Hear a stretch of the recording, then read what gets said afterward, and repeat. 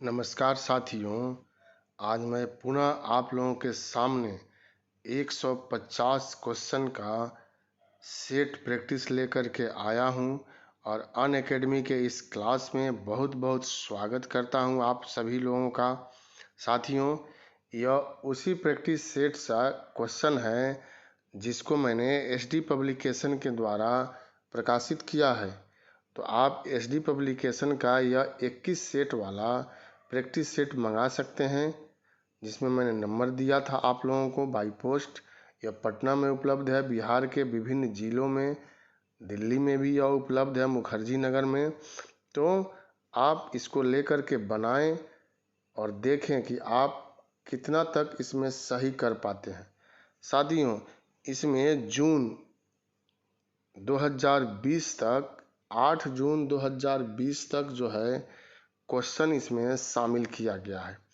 तो इसको बनाइए और देखिए, बहुत सारा प्रश्न इससे आप लोगों को मिलेगा जब आप परीक्षा में बैठेंगे। पहला क्वेश्चन है, जादू टोना का अध्ययन किस वेद में किया जाता है। साथियों, यहाँ पर जादू टोना का अध्ययन दिया गया है, तो आप लोगों को आंसर देना है। कमेंट बॉक्स में आंसर दीजिए, तब तक मैं अन्य विकल्पों का विश्लेषण जो है आप लोगों के सामने कर देता हूँ। सबसे पहले वेद की बात किया जाए तो वेद का शाब्दिक अर्थ जो है वह ज्ञान होता है, और वेद के रचयिता महर्षि वेद व्यास थे, और वेद की संख्या जो है वह 4 है।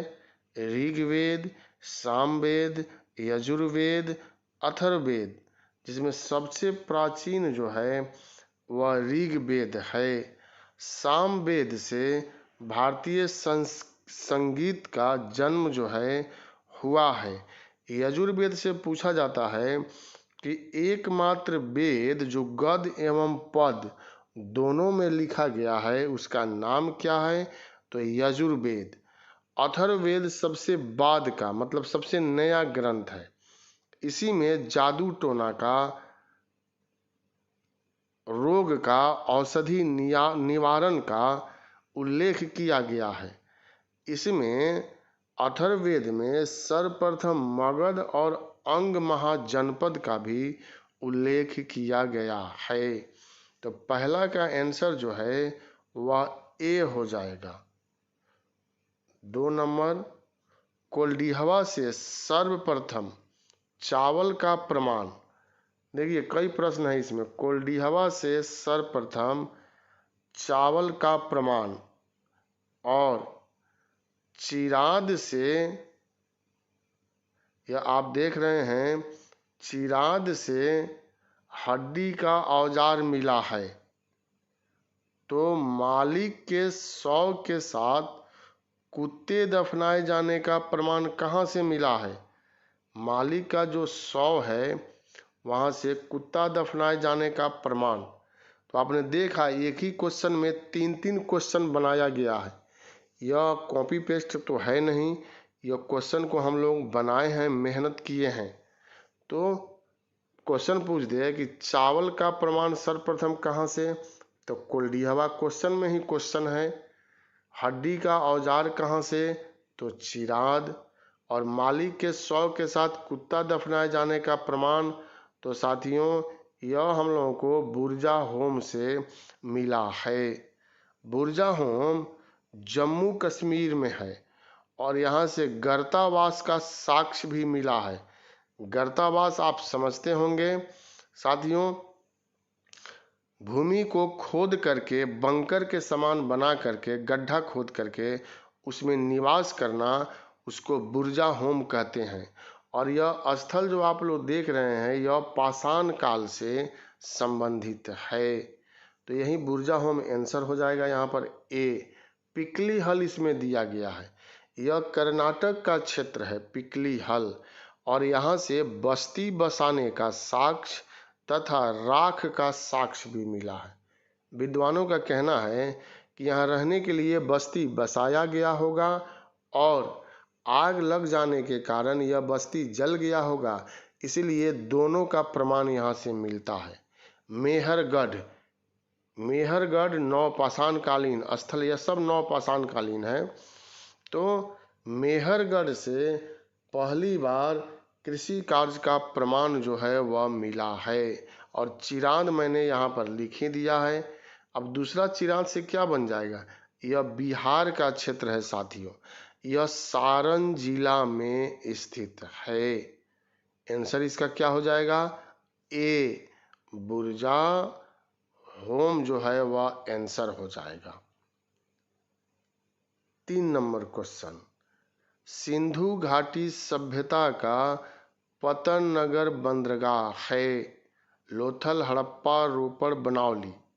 तो आप जवाब दीजिए, तब तक मैं अन्न का वर्णन कर रहा हूं। यहाँ हड़प्पा, यह रावी नदी के किनारे है, पंजाब में, पाकिस्तान के कब्जे में जो पंजाब है उसी के में यह हड़प्पा नामक स्थल है। और सबसे पहले इसी स्थल की खुदाई 1921 में किया गया था। रोपड़, यह जो रोपड़ आप देख रहे हैं इसको रूपनगर भी कहते हैं, यह भी पंजाब में ही है, सतलज नदी के किनारे यह स्थित है। और मालिक के शव के साथ कुत्ते दफनाए जाने का प्रमाण यहाँ से भी मिला है। तो पूरा भारतवर्ष में 2 ही स्थान है जहाँ से मालिक के शव के साथ कुत्ता दफनाए जाने का प्रमाण मिला है। एक है बुर्जाहोम और दूसरा है रोपड़। बनावली आप जानते हैं साथियों, यह बनावली जो है, यह बनावली तो यह हरियाणा में है, और यहाँ से उत्तम कोटि के जौ का प्रमाण और मिट्टी का बना हुआ एक हल का प्रमाण मिला है। पूछा जा रहा है कि सिंधु घाटी के अंतर्गत पतन नगर बंदरगाह, तो यह लोथल हो जाएगा। यही सबसे बड़ा डॉकयार्ड था, बंदरगाह था, और यहीं से व्यापारिक कार्य जो है वह संपन्न किया जाता था। एक और बंदरगाह नगर था, मैं वो आपको बता दे रहा हूँ, और वह था सुतका गेंडोर। साथियों, सुतका गेंडोर जो है पाकिस्तान के बलूचिस्तान प्रांत में मकरान तट के किनारे स्थित है, और वह भी बंदरगाह नगर था है। अब अगर 2 विकल्प में रहेगा तो दोनों आंसर हो जाएगा, लोथल और सुतका गेंडोर। 4 नंबर क्वेश्चन, आर्य सभ्यता में मनुष्य के जीवन के आयु के आरोही क्रमानुसार निम्नलिखित चरणों में से कौन सा विकल्प सही है। यह मैंने आप लोगों को पढ़ाया था, बताया था। 4 आश्रम की व्यवस्था इसको कहते हैं, 4 प्रकार के आश्रम की व्यवस्था। इस 4 आश्रम की व्यवस्था को 25-25 वर्षों में विभाजित किया गया है। 25-25 वर्ष मतलब मानव जीवन को 100 साल माना गया औसत आयु, और इसको 4 भागों में 25-25 वर्ष में विभाजित कर दिया गया साथियों।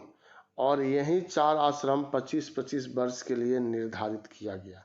तो पहला आश्रम है ब्रह्मचर्य, दूसरा आश्रम है गृहस्थ, तीसरा आश्रम है वानप्रस्थ, और चौथा आश्रम है संन्यास।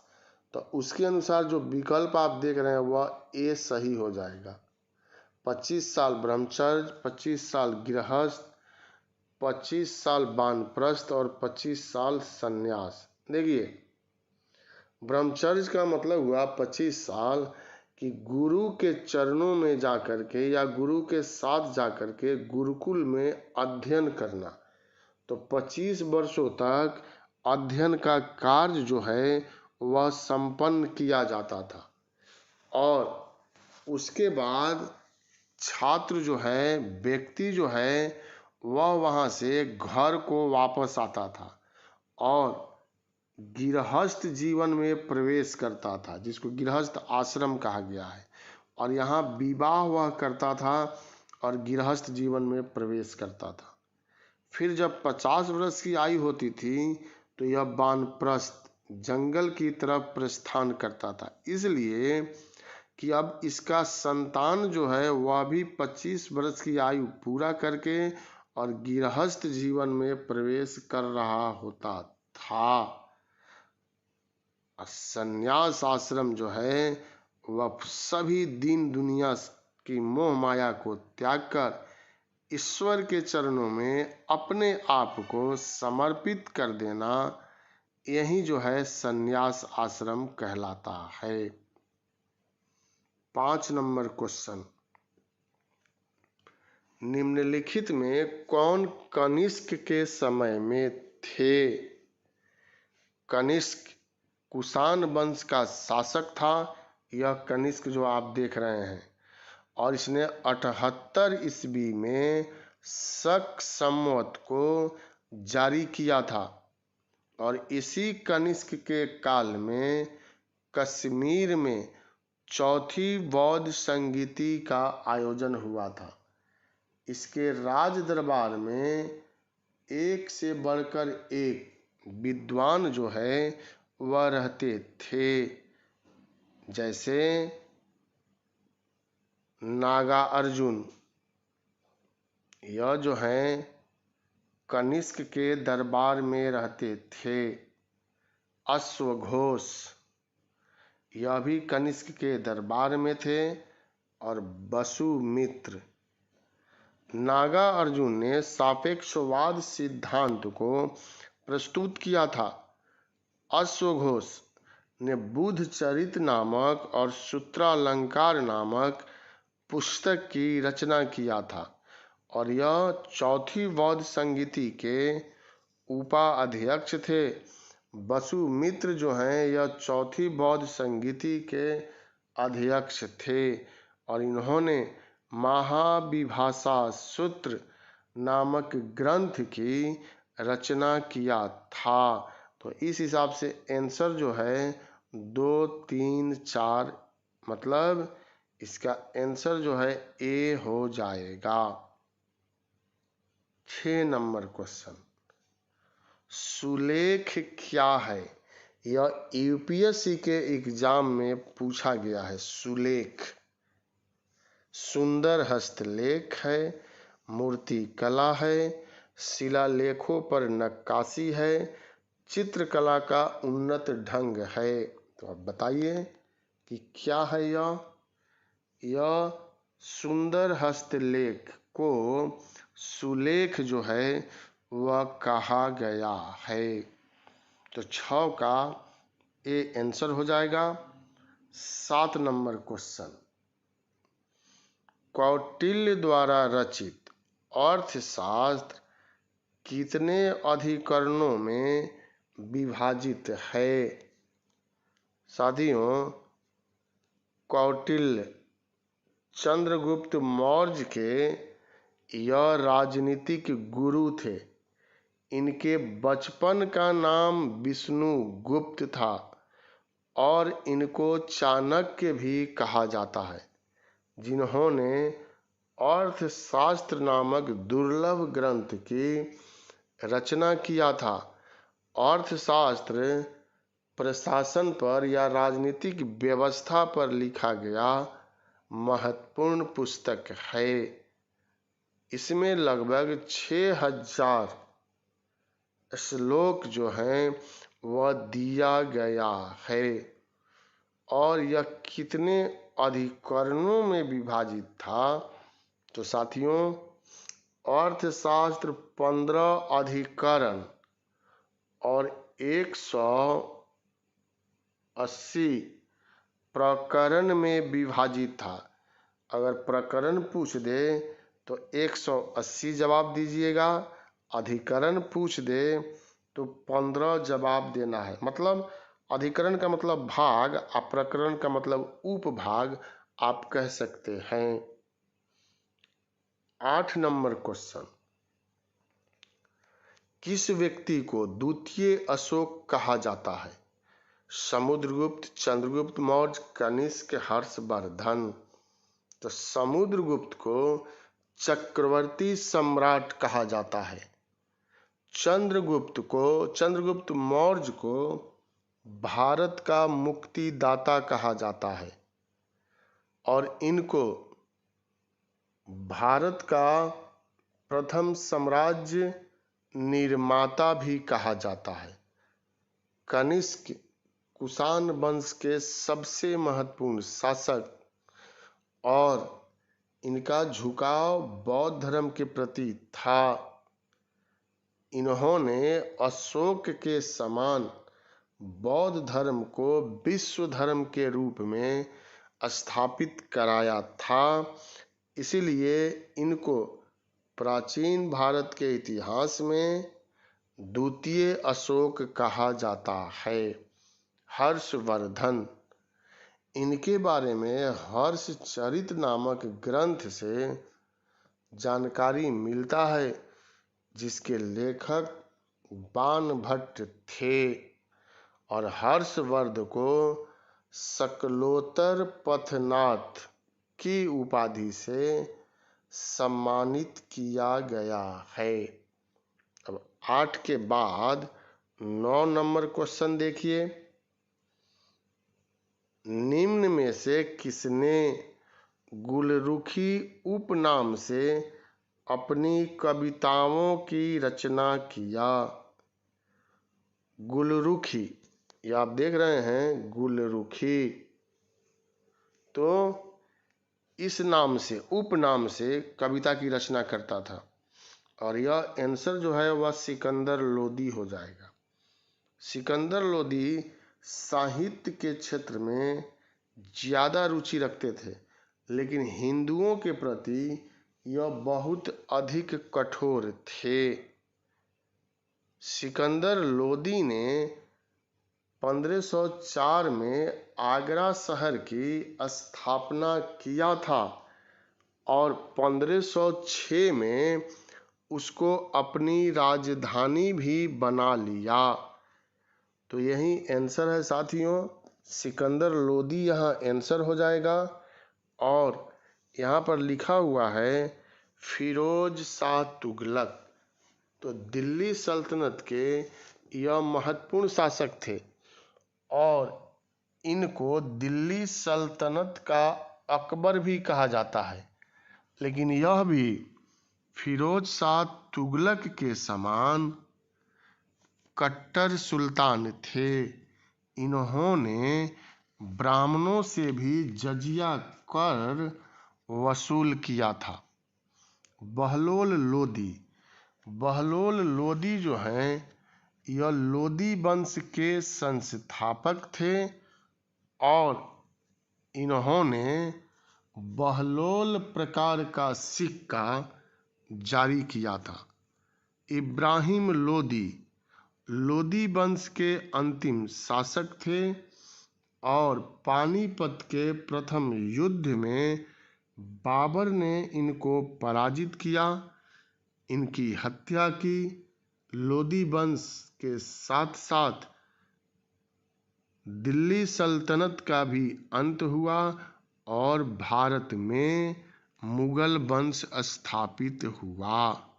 तो 9 नंबर क्वेश्चन का आंसर जो है वह सी हो जाएगा। इसके बाद 10 नंबर क्वेश्चन देखिए, दक्षिण भारत के विजय का श्रेय किसे दिया जाता है? दक्षिण भारत के विजय का श्रेय सबसे पहले दक्षिण भारत के विजय का प्लान किसने बनाया था? तो वह थे अलाउद्दीन खिलजी। और अलाउद्दीन खिलजी ने किसको नियुक्त किया कि जाओ और दक्षिण भारत के विरुद्ध तुम अभियान करो? तो यह है मलिक काफूर।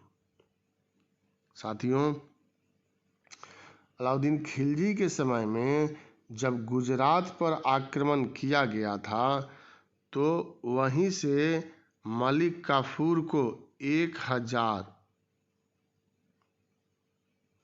दिनार में खरीदा गया था। इसीलिए मलिक काफूर को 1000 दिनारी के नाम से भी जानते हैं। 10 के बाद 11 सुमेल करना है। सूची 1 तथा सूची 2 का सुमेल कीजिए तथा नीचे दिए गए कूट से सही उत्तर चुनिए। नामदेव, कबीर, रविदास, सेना, नाई, जुलाहा, दर्जी, मोची। अब विकल्प में से चुनना है तो नामदेव जो थे वह दर्जी थे, कबीर दास जो थे वह जुलाहा थे, रविदास जो थे वह मोची थे और सेना नाई हो जाएंगे। तो ए का 3, तो ए के 3 में 2 है। बी का 2 में भी 2 है। सी रविदास मोची, तो सी का 4, तो यहाँ 1 हो जा रहा है, तो यही आंसर होगा बी। 3, 2, 4, 1 यही आंसर हो जाएगा। 12 नंबर क्वेश्चन, निकोलो कॉन्टी किसके समय विजयनगर आया था जो इटली का यात्री था? हरिहर प्रथम, देवराय प्रथम, देवराय द्वितीय, बुक्का प्रथम।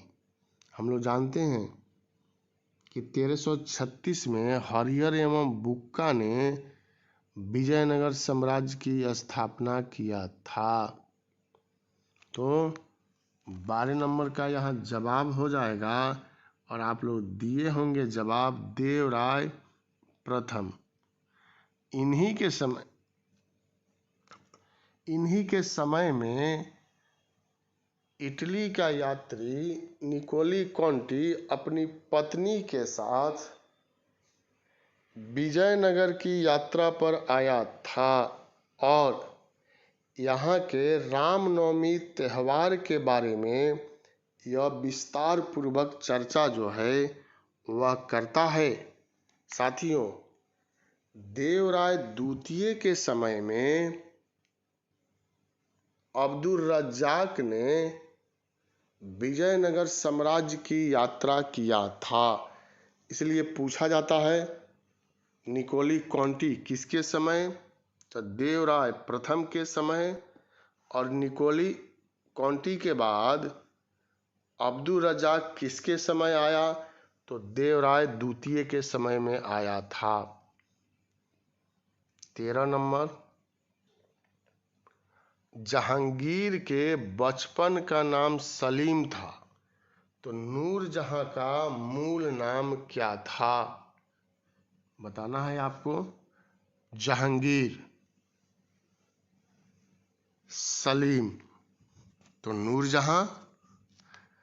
नूरजहां का मूल नाम मेहरुन्निसा था। यह याद रखिएगा। देखिए, यह है अर्जुमंद बानो बेगम जो मुमताज महल के नाम से विख्यात हो गई और इन्हीं के याद में ताजमहल का निर्माण कराया गया। लाडली बेगम जो है यह मेहरुन्निसा की पुत्री का नाम है जिसका विवाह शहरयार के साथ हुआ था। साथियों,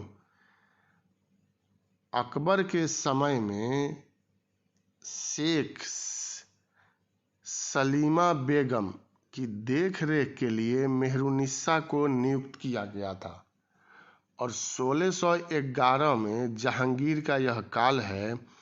नौरोज प्रथा के दिन जहांगीर ने इसको देखा और विवाह कर लिया और उसी जहांगीर ने इनका नाम क्या रख दिया? नूरजहां, संसार की चांदनी। लेकिन मूल नाम क्या था? तो मेहरुन्निसा। 14 नंबर क्वेश्चन, मात्र एक मुट्ठी बाजरे के चक्कर में मैंने अपना साम्राज्य खो दिया होता।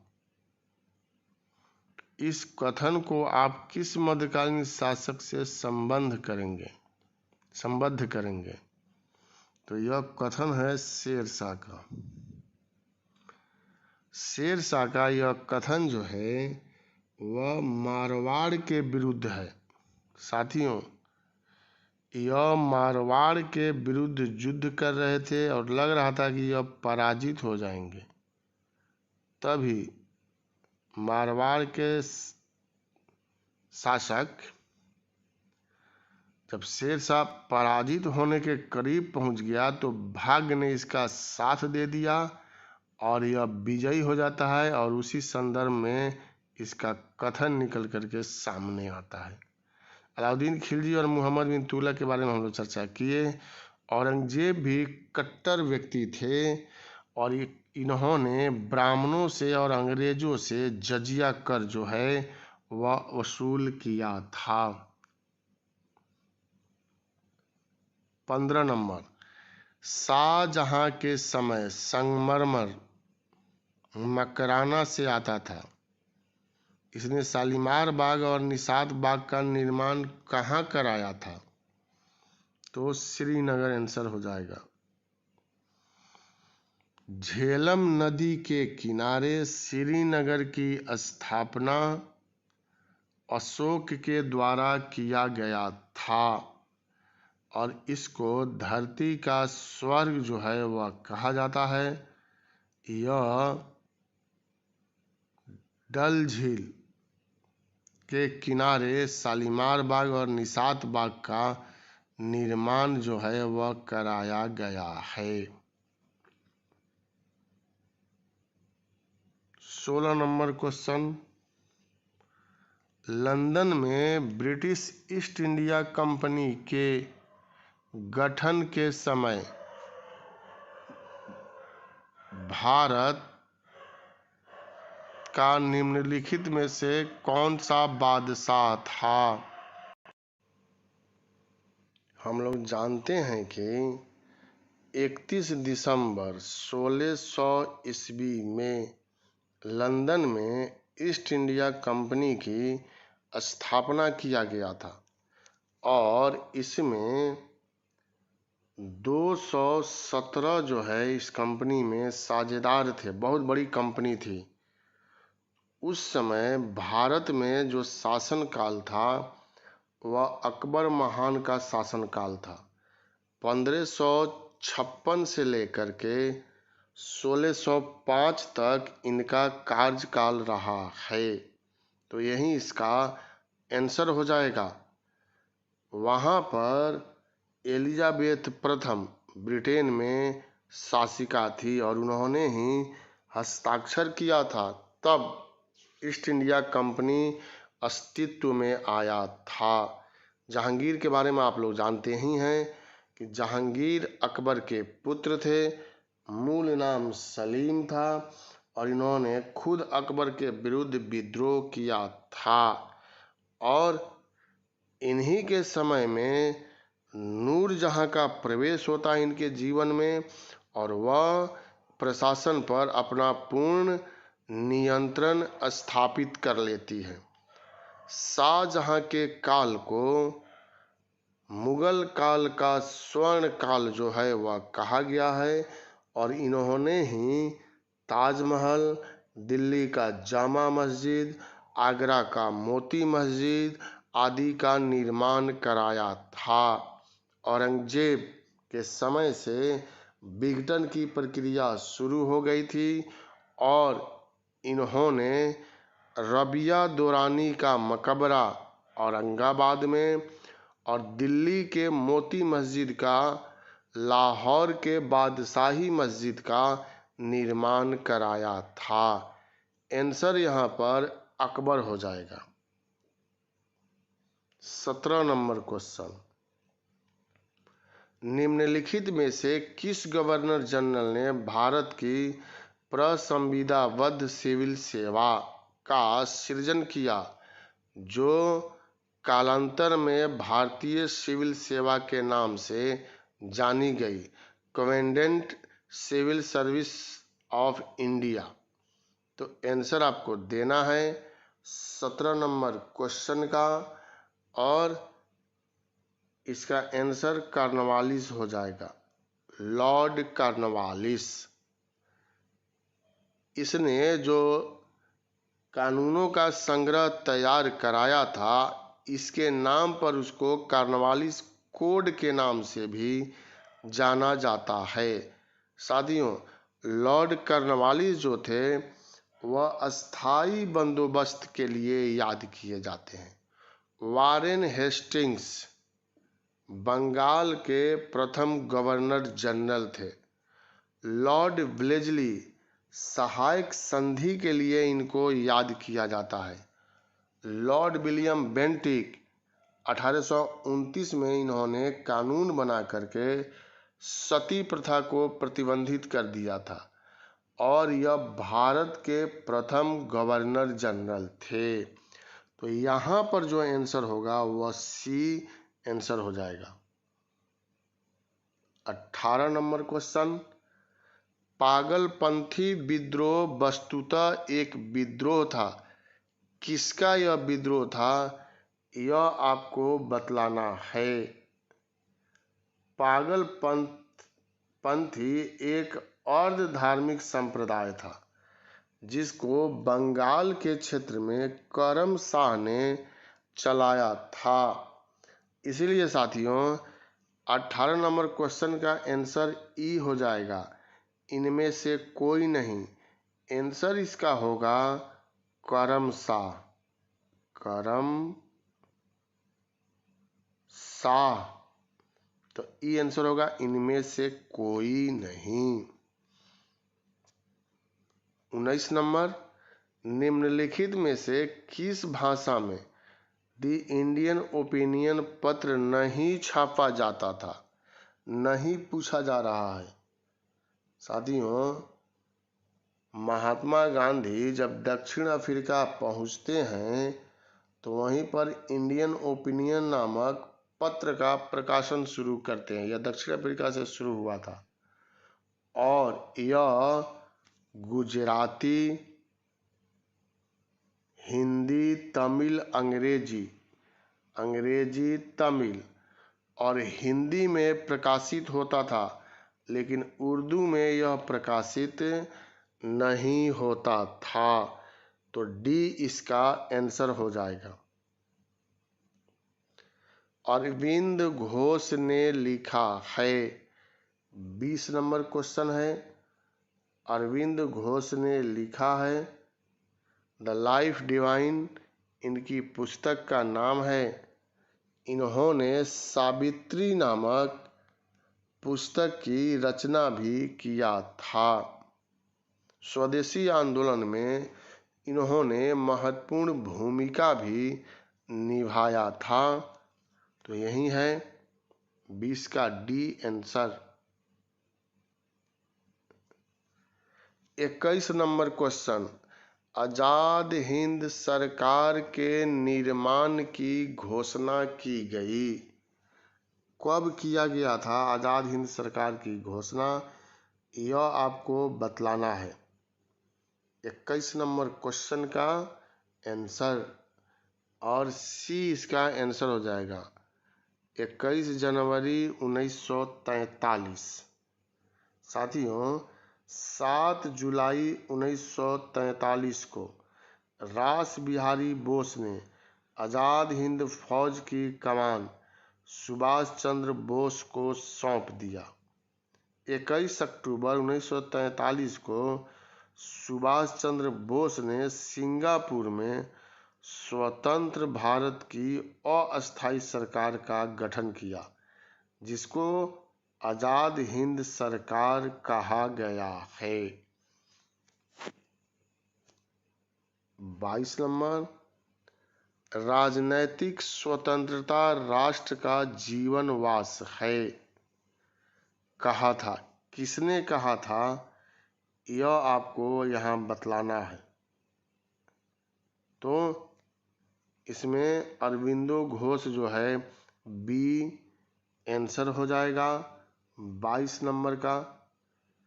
अरविंद घोष लगभग 10 वर्षों तक विशेषकर बंगाल विभाजन के दौरान राजनीतिक क्षेत्र में सक्रिय बने रहे तथा स्वदेशी और बहिष्कार के कार्यक्रमों का प्रतिपादन करने वालों में शामिल रहे।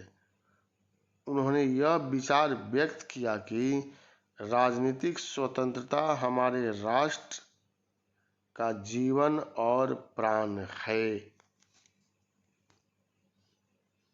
22 के बाद 23, निम्नलिखित में से किसने गांधी जी के आंदोलनों को राजनैतिक फिरौती कहा है? ये आपको बताना है। इसमें आंसर जो होगा वह लॉर्ड लिनलिथगो हो जाएगा। लॉर्ड लिनलिथगो ने गांधी जी के आंदोलन को राजनैतिक फिरौती कहा है। भारत छोड़ो आंदोलन इन्हीं के कार्यकाल में महात्मा गांधी द्वारा चलाया गया था। 24 क्वेश्चन देखिए, निम्नलिखित में से किस भारतीय नेता ने लंदन में प्रथम गोलमेज कॉन्फ्रेंस में भाग लिया था? तो यह आपको जवाब देना है। 1930 में लंदन में प्रथम गोलमेज सम्मेलन बुलाया गया। इस सम्मेलन में 89 भारतीय प्रतिनिधियों ने भाग लिया, लेकिन कांग्रेस इसमें शामिल नहीं हुई थी। साथियों, इस सम्मेलन में भाग लेने वाले में कई नाम है यहाँ पर, लेकिन इसी में से कुछ प्रमुख नाम हम लोग यहाँ पर देख सकते हैं, जैसे तेज बहादुर सप्रू, श्रीनिवास शास्त्री, मोहम्मद अली, मोहम्मद शफी, आगा खां, फजलुल हक, मोहम्मद अली जिन्ना, होमी मोदी, M.R. जयकार, मुंजे भीमराव अंबेडकर, सुंदर सिंह मजेठिया। तो इन नामों में से एक नाम आया मौलाना मोहम्मद अली। तो यह जो थे उसमें शामिल थे। 24 नंबर का 25 नंबर क्वेश्चन, निम्नलिखित में से किस एक ने भारतीय राष्ट्रीय कांग्रेस के उस अधिवेशन की अध्यक्षता की थी जिसमें पूर्ण स्वराज का प्रस्ताव पारित हुआ था? यह तो आसान है। 1929 में हुआ था। जवाहरलाल नेहरू। लाहौर में यह अधिवेशन हुआ था 1929 में और जवाहरलाल नेहरू को अध्यक्ष बनाया गया था। इसी अधिवेशन में पूर्ण स्वराज का लक्ष्य जो है वह घोषित किया गया था। साथियों, इसके बाद हम लोग 26 नंबर क्वेश्चन जो है वह देखेंगे। 25 नंबर का आंसर आप लोगों ने दे दिया होगा, जवाहरलाल नेहरू। अब हम लोग 26 नंबर क्वेश्चन देखेंगे। निम्न में से किसके द्वारा जालियांवाला बाग कांड के विरोध में सर की उपाधि त्यागी गई थी? 13 अप्रैल 1919 में अमृतसर के जालियांवाला बाग में निर्दोष हजारों भारतीयों की हत्या अंग्रेजी सरकार के द्वारा कर दिया गया। माइकल ओ डायर और माइकल आर डायर ने मिल करके इस घटना को अंजाम दिया था। इस पर गांधी जी ने अंग्रेजी सरकार को शैतानी सरकार कह करके संबोधित किया था और रविंद्रनाथ टैगोर ने सर की उपाधि जो है वह वापस कर दिया। कभी कभी सर शब्द न दे करके नाइट हुड दिया जाएगा शब्द, तो वह आंसर भी रविंद्रनाथ टैगोर ही होगा कि जालियांवाला कांड के विरोध में नाइट हुड की उपाधि किसने त्याग दिया? तो यह भी रविंद्रनाथ टैगोर हम लोगों का आंसर हो जाएगा। अब 27 नंबर क्वेश्चन देखिए, वह प्रदेश कौन था जहां बाबा रामचंद्र ने किसानों को संगठित किया था? अवध, बिहार, बंगाल, आंध्र प्रदेश। तो यह आपको जवाब देना है और इसमें आंसर जो है वह अवध हो जाएगा। जिस प्रकार से बिहार में स्वामी सहजानंद सरस्वती का स्थान है किसान आंदोलन में, उसी तरह से बाबा रामचंद्र का स्थान उत्तर प्रदेश में है और इन्हीं के प्रयास से अवध किसान सभा का गठन जो है वह किया गया था। 28 नंबर क्वेश्चन, महाराष्ट्र के किस सुधारक को लोकहितवादी कहा जाता था? महाराष्ट्र के कौन से ऐसे व्यक्ति थे जिनको लोकहितवादी, गोपाल हरि देशमुख, इन्हीं को लोकहितवादी कहा गया है। गोपाल कृष्ण गोखले आप जानते हैं कि महात्मा गांधी के राजनीतिक गुरु थे। यह महात्मा गांधी से मिलने के लिए दक्षिण अफ्रीका गए थे और उनको प्रेरित किया था कि आप कांग्रेस ज्वाइन कीजिए। गोपाल कृष्ण गोखले के गुरु जो हैं महादेव गोविंद रानाडे थे, MG रानाडे और इनको महाराष्ट्र का सुकरात जो है वह कहा गया है। 29 नंबर क्वेश्चन देखिए, वह कौन था जिसने गदर पार्टी को स्थापित किया था? लाला हरदयाल, लाला लाजपत राय, भगत सिंह, बरकतुल्लाह। तो गदर पार्टी क्रांतिकारी आंदोलन से यह जुड़ा हुआ है और 1913 में अमेरिका के सैन फ्रांसिस्को में यह गदर पार्टी स्थापित हुआ था। विदेशों में क्रांतिकारियों ने भारत का नेतृत्व किया, केवल अपने देश में नहीं, और अमेरिका के सैन फ्रांसिस्को में लाला हरदयाल ने गदर पार्टी की स्थापना कर दिया था। गदर की गूंज नाम से पत्रिका का प्रकाशन भी शुरू किया गया था।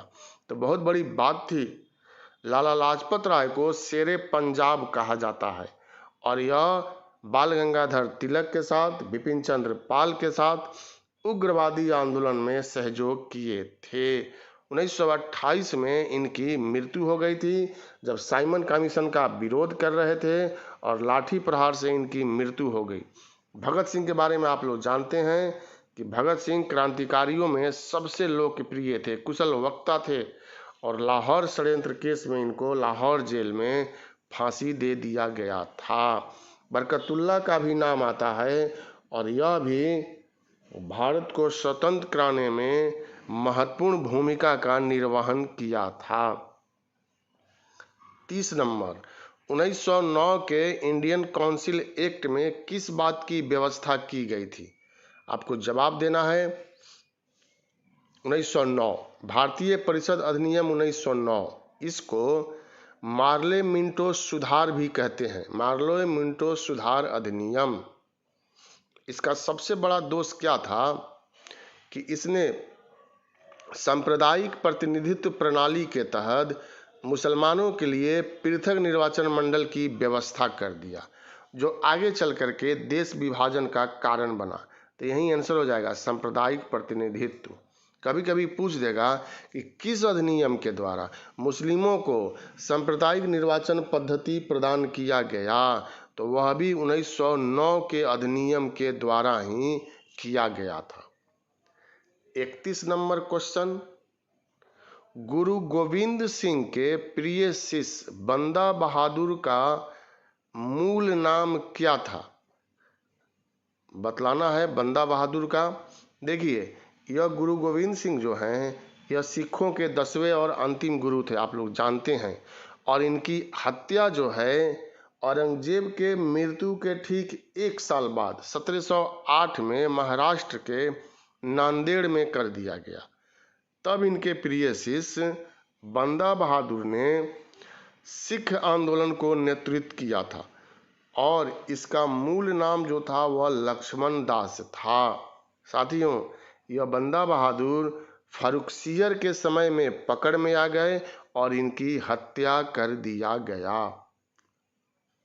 32 नंबर क्वेश्चन, 100 दिन भेड़ की तरह जीने से अच्छा है एक दिन शेर की तरह जीना। यह कथन किसका है? टीपू सुल्तान, हैदर अली, शेर शाह, अकबर।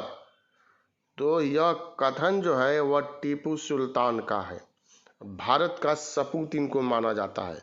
यह हैदर अली के पुत्र थे और इन्होंने अपनी राजधानी श्रीरंगपट्टनम की रक्षा करते हुए 1799 में वीर गति को प्राप्त हुए थे। यह अंग्रेजों से डरने वाले नहीं थे। उसी संदर्भ में यह कथन है। हैदर अली यह भी योग्य व्यक्ति थे और यह भी युद्ध भूमि में ही द्वितीय आंग्ल मैसूर युद्ध में वीर गति को प्राप्त हो गए थे। शेरशाह के बारे में आप लोग जान ही रहे हैं, हम लोग चर्चा किए हैं। इसको अकबर का अग्रगामी कहा जाता है। कबूलियत पट्टा शेरशाह की देन है। ग्रांड ट्रंक रोड का निर्माण भी इसके द्वारा कराया गया था और अकबर महान ने तो बहुत सारा कार्य किया था। 33 भारतीय राष्ट्रीय कांग्रेस का प्रथम निर्वाचित यूरोपीय अध्यक्ष था। निर्वाचित अध्यक्ष का नाम बतलाना है 33 नंबर का। और यह प्रथम अंग्रेज अध्यक्ष भी थे। अगर पूछ दे कि भारतीय राष्ट्रीय कांग्रेस का प्रथम अंग्रेज अध्यक्ष कौन था, तो उसका भी आंसर जो है यही हो जाएगा, बी, जॉर्ज उल। साथियों, A.O. ह्यूम आप जानते हैं कि कांग्रेस के यह जनक थे और एनी बेसेंट आयरलैंड की रहने वाली थी। भारत में आकर के इन्होंने होम रूल लीग आंदोलन की शुरुआत किया था। 34 नंबर क्वेश्चन, भारतीय राष्ट्रीय कांग्रेस के त्रिपुरी सम्मेलन में वर्ष 1939 में सुभाष चंद्र बोस को कांग्रेस का अध्यक्ष चुना गया था। यह त्रिपुरी कहाँ है? कलकत्ता, पुणे, जबलपुर, अहमदाबाद। तो 34 नंबर का जवाब आपको देना है। साथियों, यह त्रिपुरी जो है मध्य प्रदेश के जबलपुर में है। तो कभी कभी विकल्प में मध्य प्रदेश रहेगा, यहाँ विकल्प जो है वह जबलपुर है, तो जबलपुर जो है वह आंसर हो जाएगा। 1939 में गांधी जी ने अपने तरफ से पट्टाभी सीतारमैया को उम्मीदवार खड़ा कर दिया था और सुभाष चंद्र बोस भी चुनाव में खड़े हो गए थे और इन्होंने पट्टाभी सीतारमैया को पराजित कर दिया। गांधी जी ने यहाँ पर अपनी हार स्वीकार किया, लेकिन सुभाष चंद्र बोस 1939 में ही इस्तीफा दे देते हैं और फॉरवर्ड ब्लॉक नामक दल की स्थापना करते हैं। यह परीक्षा में पूछ सकता है कि फॉरवर्ड ब्लॉक दल की स्थापना किसने किया? सुभाष चंद्र बोस ने। जब इन्होंने इस्तीफा दे दिया तो डॉक्टर राजेंद्र प्रसाद को कांग्रेस का अध्यक्ष जो है वह बनाया गया। तो जबलपुर याद रखिएगा। 34 नंबर क्वेश्चन है, निष्क्रिय विरोध के सिद्धांत का प्रतिपादन किसने किया था? महात्मा गांधी को सर्वोदय का जनक माना जाता है। बिपिन चंद्र पाल, बाल गंगाधर तिलक, अरविंद घोष, इन लोगों ने स्वदेशी आंदोलन या बंग भंग विरोधी आंदोलन में महत्वपूर्ण कार्य किया था। अरविंद घोष यहाँ आंसर हो जाएगा। निष्क्रिय विरोध का सिद्धांत, अरविंद घोष ने लाइफ डिवाइन नामक पुस्तक और सावित्री नामक पुस्तक की रचना किया था। यह कालांतर में राजनीति से संन्यास ले लिए और पांडिचेरी के समीप ओरोबिले नामक स्थान पर आश्रम बना करके अध्यात्म की तरफ मुड़ गए। तो 35 का डी यहाँ पर आंसर हो जाएगा। 36 नंबर क्वेश्चन, मौलाना अबुल कलाम आजाद ने 1912 में एक उर्दू साप्ताहिक अल हिलाल शुरू किया, किंतु सरकार द्वारा उस पर प्रतिबंध लगा दिए जाने के बाद अल बलाग की स्थापना की। अब अल हिलाल के बदले अल बलाग यहाँ आ गया। इसकी स्थापना कब की गई, यही यहाँ पर पूछा जा रहा है 36 नंबर क्वेश्चन में। तो ये आंसर हो जाएगा 1913। मौलाना अबुल कलाम आजाद ने 1912 में अल हिलाल शुरू किया था, लेकिन ब्रिटिश सरकार ने सेंसरशिप अधिनियम 1914 द्वारा इस पर प्रतिबंध लगा दिया, जिसके कारण वर्ष 1914 में अल हिलाल का प्रकाशन बंद हो गया और 1915 में अल बलाग नामक साप्ताहिक पत्रिका की शुरुआत किया गया। साथियों, यहाँ पर आंसर जो है वह सी हो जाएगा 1915। इस 1915 में अल बलाग की शुरुआत जो है वह किया गया था। 36 number, lady with the lamp के नाम से कौन विख्यात है? Sarojini Naidu, Florence Nightingale, Indira Gandhi, Mayawati. तो आपको जवाब देना है लेडी विथ द लैंप के नाम से फ्लोरेंस नाइटिंगेल विख्यात हैं। आंसर जो है वह बी हो जाएगा। यह क्रीमिया के युद्ध में घायल सैनिकों की सेवा हेतु संगठित प्रयास करने वाली अंग्रेज महिला थी और उसी समय इनका बहुत अधिक नाम जो है वह हुआ था। सरोजनी नायडू को भारत कोकिला के नाम से हम लोग जानते हैं, इनको भारत कोकिला कहा जाता है। इंदिरा गांधी को प्रियदर्शनी भी कहा जाता है। मायावती को आप लोग जानते हैं, बहन जी के नाम से संबोधित किया जाता है। 38 नंबर क्वेश्चन, निम्नलिखित में से कौन सी रचना महात्मा गांधी के साथ संबंधित नहीं है? My experiment with truth, Harijan, the holy family, Hind Swaraj. तो जवाब आपको देना है 38 नंबर का। द हॉली फैमिली की रचना कार्ल मार्क्स और एंजल ने किया था। तो यह जो है यहाँ पर आंसर हो जाएगा 38 का। साथियों, तो द हॉली फैमिली जो है यह गांधी जी की रचना जो है वह नहीं है, बाकी सब गांधी जी की रचना है। 38 के बाद 39, द लॉयल मुहम्मडन्स ऑफ इंडिया निम्नलिखित में से किसका एक समाचार पत्र था? मोहम्मद अली जिन्ना, अशफाकुल्ला खां, शौकत अली, सैयद अहमद खान।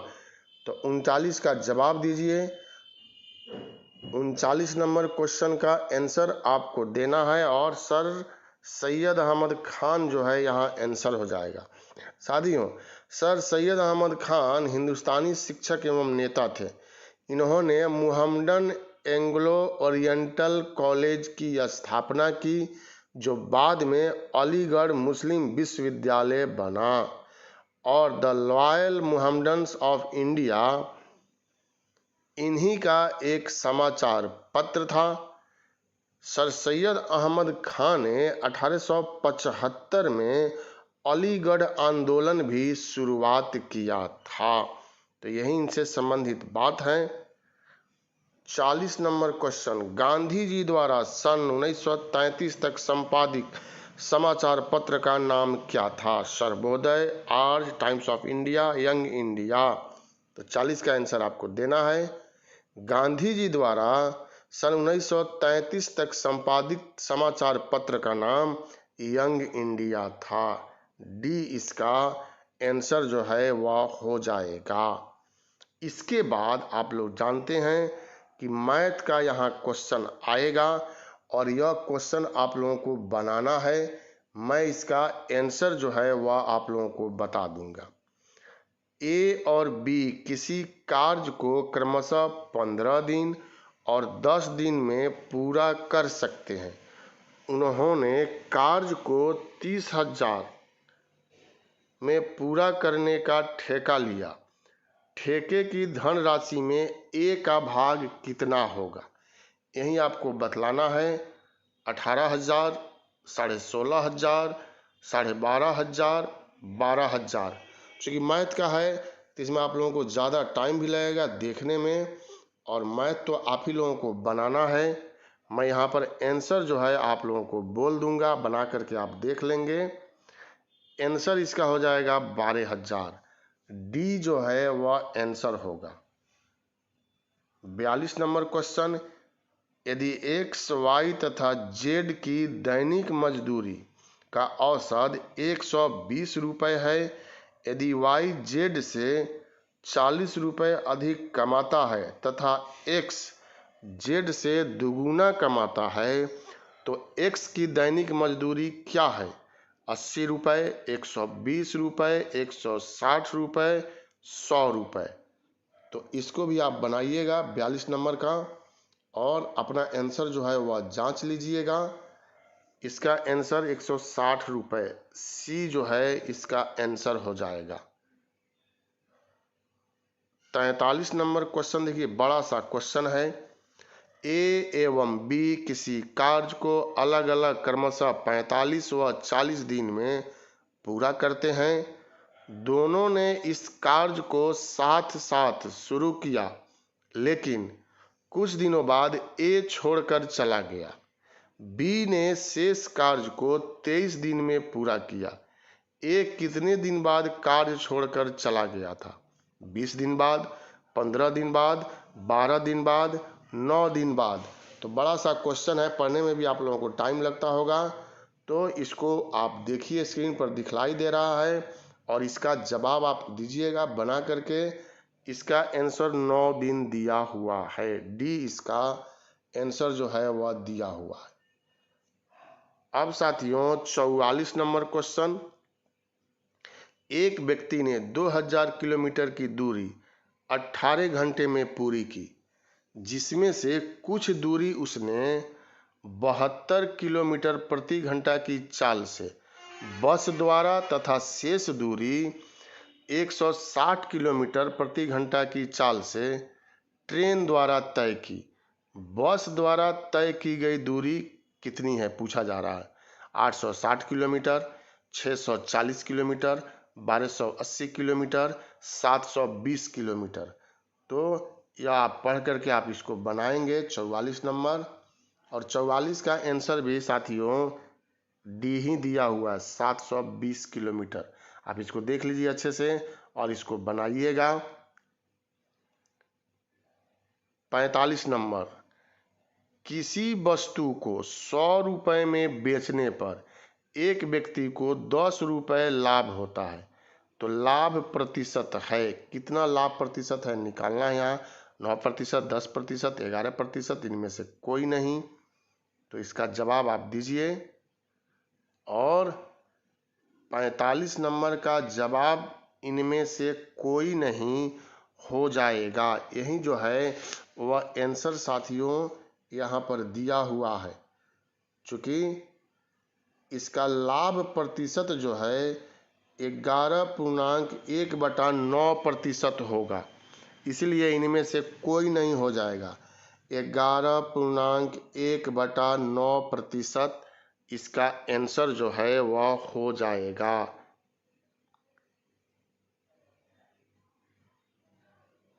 यही आंसर दिया हुआ है। इसको आप बना करके देख लीजिएगा कि क्या इसका आंसर आ रहा है। अब हम लोग 46 नंबर क्वेश्चन पर बढ़ रहे हैं। अब यहाँ वर्ग की विकर्ण की लंबाई 9√2 सेंटीमीटर है। इस वर्ग को पुनः आकार देकर त्रिभुज बनाया जाता है। उस त्रिभुज के सबसे बड़े अंतःवृत्त का क्षेत्रफल क्या है? तो पाई में यहाँ दिया हुआ है 6, 9, 12, 15। तो इसको आप बनाइएगा, और आप ही बना सकते हैं, मैं मैथ जानता नहीं हूँ। 46 नंबर का आंसर सी दिया हुआ है। 47, पिता और पुत्र की आयु का योग पुत्र की आयु का 4 गुना है। यदि पिता व पुत्र की औसत आयु 28 वर्ष है, तो पुत्र की आयु कितनी है, यही पूछा जा रहा है इसमें। 47 नंबर आंसर 14 वर्ष, 16 वर्ष, 18 वर्ष, 21 वर्ष। तो इसको आप बनाइए। अगर नहीं अच्छा से पढ़ पाए मेरे बोलने तक, या मैंने मान लीजिए हटा दिया, तो आप स्क्रीनशॉट ले करके भी इसको बना सकते हैं। और इसका आंसर जो दिया गया है 47 नंबर का 14 वर्ष जो है आंसर दिया गया है। 48 नंबर क्वेश्चन, यह तो सरल करना है इसको, और इस तरह का क्वेश्चन में आंसर जो है वह आसानी ही माना जाता है, लेकिन अगर कोई बनाते हैं तब, बनाना जानते हैं तब। यह आप देख लीजिए स्क्रीनशॉट पर, और इसका आंसर सी दिया गया है, एक्स इसका आंसर दिया गया है। 49 नंबर क्वेश्चन, संख्या पद्धति से यह क्वेश्चन है शायद। वह संख्या जिसका वर्ग 75.15 और 60.12 के वर्गों के अंतर के बराबर है, तो संख्या आपको बतलाना है 49 नंबर क्वेश्चन का, और इसका सी आंसर जो है वह दिया गया है। 50 नंबर क्वेश्चन है, अंतिम क्वेश्चन इस भाग का। अनुपात से क्वेश्चन है, 49:68 के प्रत्येक पद के साथ क्या जोड़ना चाहिए ताकि वह 3:4 बने। तो 50 नंबर क्वेश्चन आपके सामने है, और इसका आंसर जो है वह साथियों, इसका आंसर ई दिया गया है 50 नंबर का, इसका आंसर सी दिया गया है 50 नंबर का, ई नहीं 8। आप इसको बनाइएगा। 150 क्वेश्चन में हम लोगों का यह 50 क्वेश्चन का श्रृंखला पूरा हुआ, जैसे पहले मैंने लाया था। और इसके बाद दूसरा वीडियो जो आएगा इसका, तो उसे 51 से लेकर के 100 तक हम लोग चलेंगे। फिर तीसरा वीडियो में वह ख़त्म होगा 101 से लेकर के 150 तक। तो आप बनाइए इसको। मैं उसी प्रैक्टिस सेट से इस क्वेश्चन को लिया हूँ जो हम लोगों ने निकाला है, और उस प्रैक्टिस सेट को आप मंगा कर घर पर भी बनाइए। बहुत सारा क्वेश्चन उसमें से आपको बनेगा। सबसे उसका फ़ायदा क्या है कि उसमें 150 में 150 क्वेश्चन की व्याख्या दी गई है, तो उस एक क्वेश्चन से 4 से 5 क्वेश्चन आपको बन जाएगा। तो कम से कम 400 क्वेश्चन तो आपको एक सेट से लगभग तैयार हो जाएगा। बहुत बहुत धन्यवाद आप लोगों का, बहुत बहुत शुभकामना। फिर मिलते हैं अगले वीडियो के साथ। लाइक सब्सक्राइब करना आप लोग नहीं भूलें। मंजिल पाना है, कदम बढ़ाना है। Thank you.